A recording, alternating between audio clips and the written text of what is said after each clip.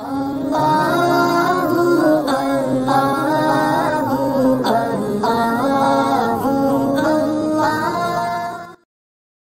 لله رب العالمين أشهد أن لا إله إلا الله وحده لا شريك له وأشهد أن سيدنا ومولانا محمدا عبده ورسوله صلى الله تبارك وتعالى عليه وعلى آله وأصحابه وذرياته أجمعين. أما بعد فقد قال رسول الله صلى الله تعالى عليه وسلم في دعائه: اللهم إني أعوذ برضاك من سخطك وبمعافاتك من عقوبتك. اللهم إني أعوذ بك منك لا نحصي ثناء عليك أنت كما أثنيت على نفسك، أو كما قال عليه الصلاة والسلام. محترم بھائیوں اور بزرگوں، سرور عالم صلی اللہ تعالی علیہ وسلم کی زندگی کا ایک روشن پہلو یہ ہے کہ آپ موقع بموقع اللہ تبارک و تعالی کے دربار میں بہت ہی عاجزی اور توجہ کے ساتھ دعائیہ کلمات پیش فرمایا کرتے تھے، اور آپ کی جو دعائیں احادیث شریفہ میں منقول ہیں وہ نہایت اہمیت کی حامل ہیں، اپنے اندر بڑی نصیحتیں رکھتی ہیں، اور ہم سب کے لیے اور پوری امت کے لیے ان دعائیہ کلمات میں بڑی ہدایت اور رہنمائی پائی جاتی ہے۔ اسی لیے ہر مسلمان کو چاہیے کہ وہ مسنون اور معصور دعاؤں کو اہتمام کے ساتھ پڑھا کرے، انہیں یاد کرے، ان کے معانی کو سمجھے، تو اس سے بڑی ایمانی تقویت حاصل ہوگی اور دنیا آخرت کی خیر اور بھلائی نصیب ہوگی انشاءاللہ۔ اس وقت آپ کے سامنے ایک دعائیہ کلمات پڑھے گئے ہیں، اور یہ صحیح احادیث سے ثابت ہیں۔ ام المومنین حضرت عائشہ صدیقہ رضی اللہ تعالی عنہا فرماتی ہیں کہ ایک رات ہم نے دیکھا کہ نبی اکرم علیہ السلام اپنے بستر پر تشریف فرما نہیں ہے۔ رات میں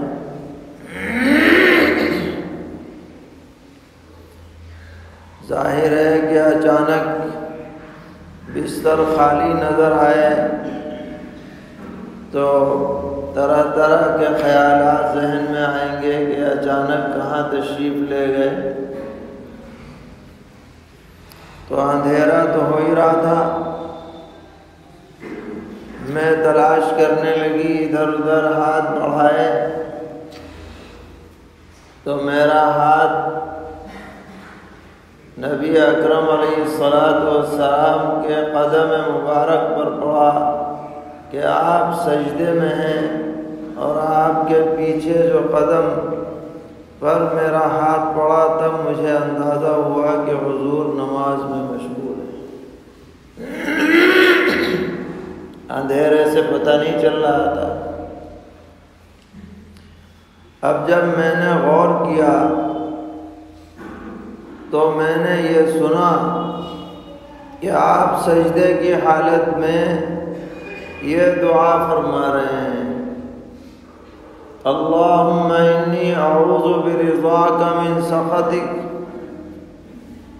وبمعافاتک من عقوبتک۔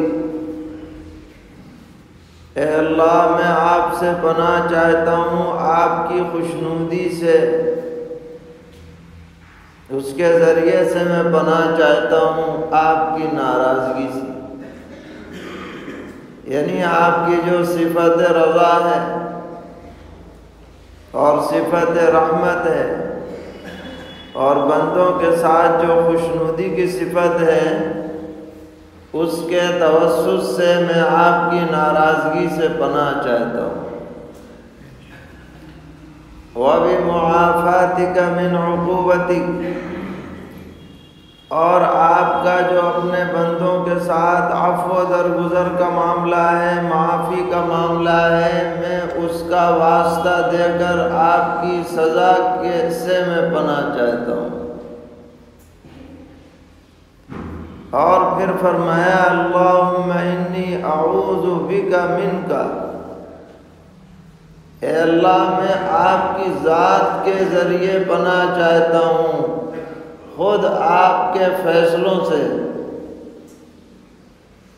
یعنی میرے بارے میں کوئی شر ظاہر ہے کہ وہ جب ہی ہو سکتا ہے جب اللہ تعالیٰ کی مرضی شامل حال ہو، لہذا میں اللہ کی پناہ میں آنا چاہتا ہوں ہر شر سے، اور اللہ کی پناہ سے بڑھ کر کسی کی پناہ نہیں ہو سکتی ہے۔ اور پھر فرمایا لا نحصی ثناء علیک، اے اللہ میں آپ کی کما حقہ تعریف نہیں کر سکتا، میرے بس میں نہیں ہے۔ انت کما اثنیت علی نفسک، آپ ویسے ہی ہیں جیسا خود آپ نے اپنی ثنا بیان فرمائی ہے۔ جب کوئی بھکاری، کوئی فقیر کسی امیر کبیر کے دربار میں جاتا ہے دامن پھیلا کر، تو ایک دم سے مانگنا نہیں شروع کرتا بلکہ اس کی تعریف کرتا ہے، آپ تو بہت کریم ہیں، بہت دینے والے ہیں، بہت مہربان ہیں، غریبوں کی ضرورتیں آپ پوری کرنے والے ہیں، تب درخواست لگائی جاتی ہے۔ ایسے ہی اللہ تعالیٰ کے دربار میں یہ بندہ انتہائی عاجزی کا اقرار اور اعتراف کر رہا ہے کہ میرے بس میں تو ہے ہی نہیں کہ میں آپ کی تعریف کروں، آپ تو ویسے ہی ہیں جیسا آپ نے خود اپنے بارے میں فرمایا۔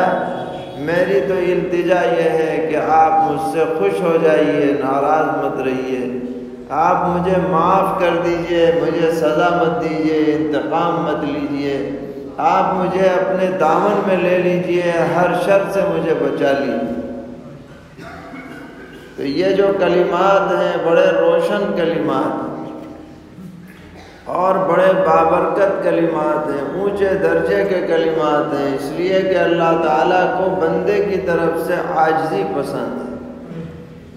جو بندہ جتنا زیادہ عاجزی کا اظہار کرتا ہے وہی اللہ تعالیٰ کی نظر میں محبوب اور پسندیدہ اور منظور نظر بنتا چلا جاتا ہے۔ ظاہر ہے کہ کوئی بھی انسان یہ دعویٰ نہیں کر سکتا کہ اس سے کوئی غلطی نہیں ہوتی۔ نبیوں کے علاوہ کوئی غلطی سے محفوظ نہیں ہے۔ جو یہ دعویٰ کرے کہ مجھ سے کوئی گناہ نہیں ہوتا وہ سب سے بڑا گنہگار ہے، گویا اسے اپنے گنہگار ہونے کا احساس ہی نہیں ہے۔ ایسا مریض ہے جسے مرض کا احساس نہ ہو، ورنہ گناہ سب سے ہوتا ہے، چھوٹا بھی ہوتا ہے، بڑا بھی ہوتا ہے۔ اور اس گناہ کی بنیاد پر اللہ تبارک و تعالی ناراض ہوں تو بجائے، اور اللہ تعالیٰ سزا دے تو بھی بجائے، اللہ تعالیٰ کا کوئی فعل ناانصافی پہ مبنی نہیں ہو سکتا۔ اللہ تعالیٰ کی طرف سے ظلم کا کوئی تصور ہے ہی نہیں دور دور تک۔ اللہ تعالیٰ تو 100% عادل ہیں، انصاف کرنے والے ہیں، کسی کے ساتھ ناانصافی کا کوئی تصور ہی نہیں۔ تو اللہ تبارک و تعالیٰ کی ناراضگی ممکن ہے، ہوتی ہے، ہو سکتی ہے، اور اللہ تعالیٰ کی طرف سے سزا کا امکان ہے، اور مجرم اس کی سزا سے بچ نہیں سکتا، پکڑ سے باہر نہیں ہو سکتا ہے۔ کوئی ذریعہ نہیں ہے کہ اللہ تعالیٰ سزا دینا چاہیں اور اس سزا کی تعمیل نہ ہو، کوئی ذریعہ نہیں۔ ذریعہ ہے تو صرف ایک ہے کہ اللہ سے اللہ کی رضا مانگی جائے اور اللہ سے اللہ کی معافی طلب کی جائے، عفو درگزر کا حوالہ دے کر کے اس سے التجا کی جائے، بھیک مانگی جائے، اس کی خوشنودی کی بھیک مانگی جائے، اس کی مغفرت کی۔ اس کے علاوہ بندے کے لیے کوئی چارہ کار نہیں۔ تو سرور عالم صلی اللہ تعالی علیہ وسلم نے یہ دعائیہ کلمات ارشاد فرمائے، ان کے معانی پر غور کر کے ہمیں اس دعا کا اہتمام کرنا ہے۔ اللہم انی اعوذ برضاک من سخطک وبمعافاتک من عقوبتک، اللہم انی اعوذ بک منک لا نحصی ثناء علیک انت کما اثنیت علی نفسی، کہ اے اللہ میں پناہ چاہتا ہوں آپ کی خوشنودی کے ذریعے آپ کی ناراضگی سے، کیونکہ آپ کی ناراضگی سب سے بڑی ذلت کی بات ہے بندے کے لیے، کہ رب ناراض ہو جائے۔ رب کی ناراضگی ایک انسان کے لیے سب سے بڑا بوجھ ہے، اس سے بڑا کوئی بوجھ نہیں ہو سکتا، اور رب کی خوشنودی اس کے لیے سب سے بڑی دولت ہے، اس سے بڑی دولت اور کچھ نہیں ہو سکتی۔ تو میں آپ کی خوشنودی کے حوالے سے آپ کی ناراضگی سے میں پناہ چاہتا ہوں، اور میں آپ کی عفو درگزر کی صفت کے ذریعے آپ کی سزا سے پناہ چاہتا ہوں، کہ آپ مجھے اپنے دامن معافی کے اندر جگہ عطا فرمائیں، تاکہ میں آپ کی سزا کا سزاوار نہ ہوں اور میرے ساتھ درگزر کا معاملہ کیا جائے۔ اور پھر آگے بڑھ کر کے یہ کہا، اللہم انی اعوذ بک منک، اے اللہ میں آپ کی ذات عالی کے توسط سے خود آپ کے فیصلوں سے پناہ چاہتا ہوں۔ یہ تو اتنی بڑی بات ہے کہ اس سے بڑی کوئی بات ہی نہیں ہو سکتی۔ اللہم انی اعوذ بک منک، چھوٹا سا جملہ ہے مگر ساری باتیں اس کے اندر آ گئی، اور یہ بات بھی آ گئی کہ جو کچھ ہوتا ہے اللہ کے کرنے سے ہوتا ہے، بگڑی کو وہی بنا سکتا ہے، بنی کو وہی بگاڑ سکتا ہے، اچھا ہو یا برا، اللہ کے فیصلے کے بغیر کوئی پتا ہل نہیں سکتا، کوئی چیز وجود میں نہیں آ سکتی۔ لہذا اللہ سے اگر بچنا ہے تو اللہ کے قریب جانا پڑے گا، اور اللہ تعالیٰ سے قربت اختیار کرنی پڑے گی، اور جو اس کی پناہ میں آ جائے گا وہ ہر اعتبار سے خیر، عافیت، رحمتوں سے نوازا جائے۔ اللہم انی اعوذ بک منک،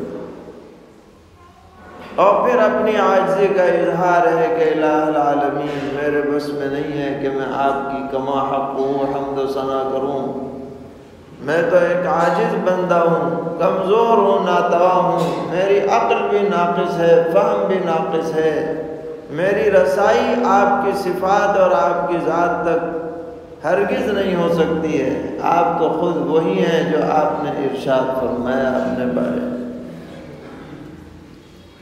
تو یہ رمضان المبارک کا مہینہ چل رہا ہے، ہمیں دعاؤں کا اہتمام کرنا چاہیے۔